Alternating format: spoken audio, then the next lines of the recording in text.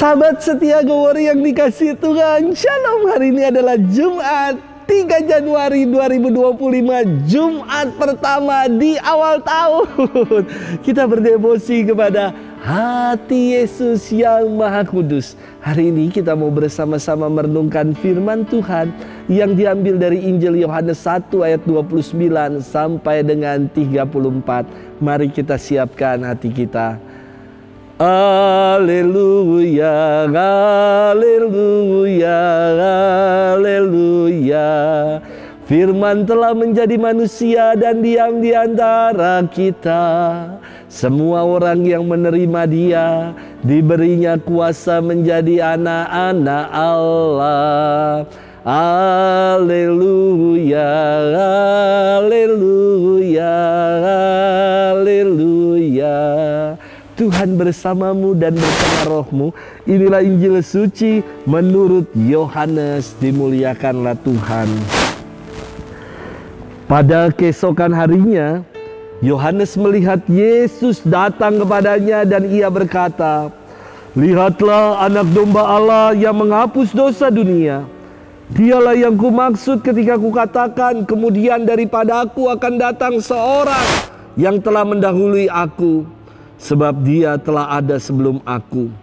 Dan aku sendiri pun mula-mula tidak mengenal Dia. Tetapi untuk itulah aku datang dan membaptis dengan air, supaya Ia dinyatakan kepada Israel." Dan Yohanes memberi kesaksian, katanya, "Aku telah melihat Roh turun dari langit seperti merpati, dan Ia tinggal di atasnya. Dan aku pun tidak mengenalnya. Tetapi Dia yang mengutus aku untuk membaptis dengan air telah berfirman kepadaku, jika engkau melihat Roh itu turun ke atas seseorang dan tinggal di atasnya, Dialah yang akan membaptis dengan Roh Kudus. Dan aku telah melihatnya dan memberi kesaksian, Ia inilah Anak Allah." Demikianlah sabda Tuhan, terpujilah Kristus. Sahabat setia Gowori yang dikasihi Tuhan, Shalom. Saya tuh ya kadang suka heran sama orang-orang zaman sekarang yang suka pakai bahasa Inggris untuk berkomunikasi dengan hewan peliharaannya. Wah, anjingnya dibilang, "Hey, sit, sit," duduk. Atau ketika dia melakukan sesuatu yang tidak berkenan, "No, no, no, no, no, no."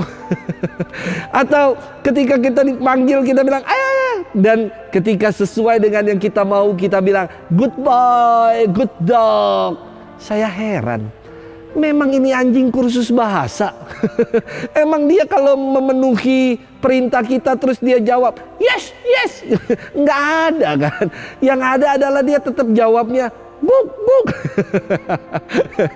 Sahabat setia Gowori yang dikasihi Tuhan, hari ini dalam firman Tuhan kita mendengar kesaksian Yohanes Pembaptis tentang Yesus.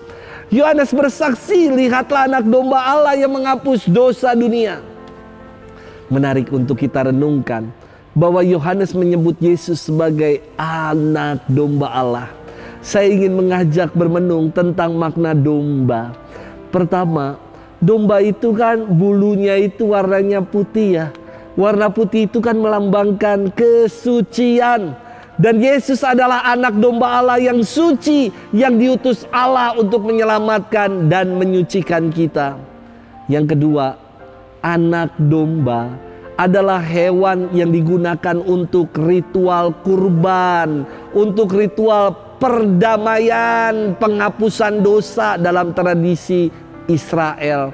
Dan Yesus disebut sebagai anak domba Allah. Dia yang dikurbankan untuk mendamaikan kita dengan Allah, untuk menembus segala dosa-dosa kita. Dan ketiga, domba itu kan binatang yang selalu berkoloni, yang selalu berkawanan, hidup dalam kebersamaan. Dan inilah Yesus yang disebut sebagai anak domba Allah, yang mau berkawan dengan kita manusia yang berdosa. Dialah Allah Immanuel, Allah yang beserta kita, Allah yang selalu hadir dan menyertai setiap perjalanan peziarahan hidup kita.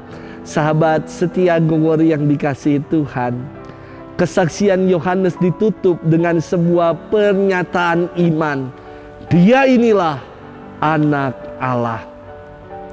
Untuk kita renungkan, apakah kita sungguh mengamini kesaksian Yohanes ini, bahwa Yesuslah yang sungguh menyucikan kita, Dialah yang menebus kita, dan Dialah yang selalu beserta kita. Dialah sungguh Anak Allah.